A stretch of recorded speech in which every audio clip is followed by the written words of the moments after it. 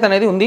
But ఏదైనా జరగవచ్చు. అక్కడ క్లీన్ కంటెస్ట్ అనేది ఇవ్వడం జరిగింది. ఎవరు గెలిచినా 1000-2000 ఓటుతో గెలవడం అక్కడ. Okay. Gopalapuram and Rampachodavaram, Ramachandrapuram, Madugula Ramachandrapuram, Rajolu, T Gannavaram అక్కడ వైఎస్ఆర్సీపీ పార్టీ అభ్యర్థులు ముందంజలో ఉన్నారు. యాక్చువల్ రాజోలు గతంలో జనసేన అభ్యర్థి గెలిచారు. కానీ ఇక్కడ రాజోలు ఈసారి వైఎస్ఆర్సీపీ అభ్యర్థి గెలవబోతుంది. గొల్లపల్లి సూర్యారావు. అవును. ఫార్మర్ లేబర్ కమిషనర్ వరప్రసాదరావు గారు ఐఏఎస్ ఆఫీసర్, ఆయన అక్కడ నుంచి ఉన్నారు జనసేన అభ్యర్థి. అవును. ఓకే. సో ఉభయ గోదావరి జిల్లాలో మనకు మొత్తం 34 అండి.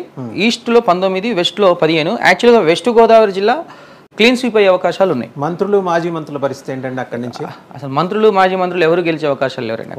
మొత్తం క్లీన్ స్వీప్ అక్కడ ఈస్ట్ వెస్ట్లో Pawan Kalyan mania, at the same time anti incumbency.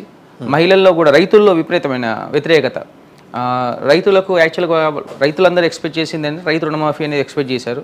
కానీ ఈ మేనిఫెస్టోలో ఆ మేనిఫెస్టోలో లేదు. రైతులకు జగన్మోహన్ రెడ్డి ప్రభుత్వం వచ్చాక పెద్దగా ప్రయోజనం ఏం సమకూరలేదనే ఉద్దేశంతో ఏంటంటే వ్యతిరేకత అనేది కొంచెం ఎక్కువై గోదావరి జిల్లాల్లో ఈ 2 జిల్లాల్లోనే రేపు టీడీపీకి రాబోయే మెజార్టీలో కీలకం కాబోతుంది. కుర్సాల కన్నబాబుకి ఎడ్జ్ ఉందని కొంత ఇండికేషన్స్ వచ్చినాయి. ఉండే అవకాశాలు ఉన్నాయి. బట్ అది ఏదైనా జరగవచ్చు అని చెప్తున్నాను.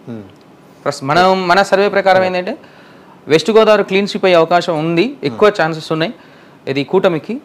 బట్ ఈస్ట్ గోదావరిలో మాత్రం ఇందా చెప్పిన 4-5 నియోజకవర్గాలు ఏవైతే ఉన్నాయో కొంచెం మైనస్లో ఉన్నాయి. రైట్. పవన్ కళ్యాణ్ గారి మెజారిటీ ఎంత? 100%. పవన్ కళ్యాణ్ గురించి మాట్లాడుకోవాలి ఇక్కడ. ఈసారి పవన్ కళ్యాణ్ గారు అసెంబ్లీలో అధ్యక్ష అనడం 100% కన్ఫామ్. అంటే గెలుపు అనేది కన్ఫామ్. మెజార్టీ మీద మీరు అన్నట్టు 30,000, 40,000, 40,000, 50,000 వస్తుంది. కానీ మాకు వచ్చింది ఏంటంటే జస్ట్ 12-13% మెజార్టీ అనేది కనపడుతుంది. అంటే 20,000-25,000 మెజార్టీ మధ్య ఉంటుంది. అంతేగాని 40-50 అయితే కష్టం. నెక్స్ట్ అది ఈస్ట్ గోదావరిలో, వెస్ట్ గోదావరిలో మంత్రులు మాజీ మంత్రులు పూర్తిగా ఈసారి ఎదురుతున్నారు. ఇంటి దారి పట్ట 100%. కృష్ణా జిల్లాకు వద్దాం. ఉమ్మడి కృష్ణా జిల్లాలో 16 అసెంబ్లీ